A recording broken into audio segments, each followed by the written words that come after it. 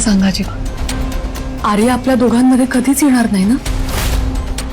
म्हणजे कसं सांगू? नंदिनीला जाणवते आर्याचं मन. काव्याला येते नंदिनीच्या प्रेग्नेन्सीवर शंका.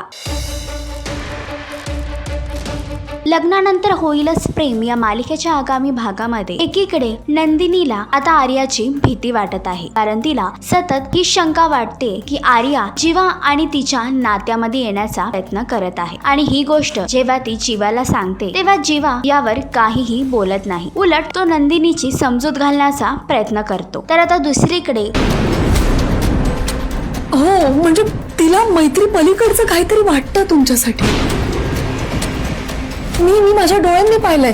जेव्हा काव्याला नंदिनीच्या प्रेग्नन्सीवर शंका येत आहे की 4था महिना सुरू झाला असूनही नंदिनी प्रेग्नन्सीमध्ये ऍक्टिव्ह वाटत नाहीये. तर आता नंदिनीला जी भीती वाटत होती ती खरी होईल का? मालिकेचा अपकमिंग ट्रॅक तुम्हाला कसा वाटला हे कमेंट करून नक्कीच सांगा. आणि अशीच अपडेट जाणून घेण्यासाठी तुम्ही आमचं चॅनल डेली चक्कर रिजनल ह्याला लाईक, शेअर आणि सबस्क्राईब नक्कीच करा.